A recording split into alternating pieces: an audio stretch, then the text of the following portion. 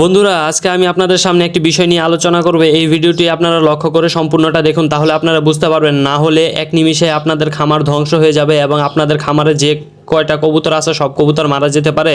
আসলে এক সপ্তাহ আগে আমি একটি কবুতর কিনে এনেছিলাম হাট থেকে।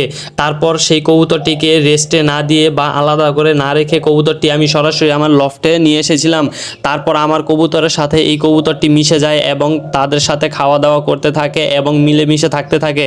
কিন্তু ওই কবুতরটির মধ্যে ছিল ভাইরাস, আর ভাইরাসের কারণে আমার কবুতরগুলো ভাইরাস আক্রান্ত হয়ে যায়। ওই কবুতর থেকে ভাইরাস ছড়ানোর কারণেই আজকে আমার কবুতরের সব মারা গেছে। দেখুন, এখানে আমার খামারে সব কবুতর মরে পড়ে আছে। আসলে এটি আমার নিজের ভুলের কারণেই হয়েছে। আপনাদেরও যেন এরকম ভুল না হয় সেজন্য আমি একটি উপদেশ আপনাদেরকে দিচ্ছি। আপনারা যখন কোনো কবুতর কিনে আনবেন বাহির থেকে বা কারো বাসা থেকে, আপনারা করবেন কি, ওই কবুতরটিকে পটাশ দিয়ে গোসল করিয়ে অন্তত 5-6 দিন আলাদা রাখবেন। তারপর কবুতরটিকে আপনাদের লফটে প্রবেশ করবেন এবং আপনার কবুতরের সাথে মিশাবেন। নয়তো দেখবেন এইভাবেই আপনার কবুতর ভাইরাস আক্রান্ত হয়ে সব কবুতর এভাবে মরে পড়ে থাকবে। তখন আপনার কিছুই করার থাকবে না, শুধু দেখা ছাড়া। এইভাবে খাঁচায় আটকিয়ে রেখে আপনারা কবুতর তারপর লফটে দিবেন।